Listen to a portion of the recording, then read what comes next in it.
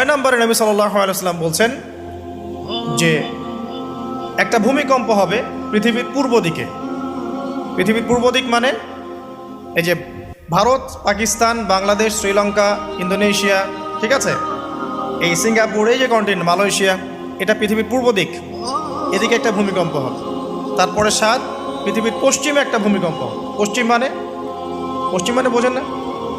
পশ্চিমা বিশ্ব না, সৌদি আরব, পশ্চিমা বিশ্ব, ব্রিটেন, ফ্রান্স, জার্মানি, তারপরে যে রাশিয়ান কন্টিনেন্ট, হ্যাঁ, ইউক্রেন, এদিকে আপনার আমেরিকা, এই পুরো পশ্চিমা বিশ্ব, এখানে একটা ভূমিকম্প হবে বড়।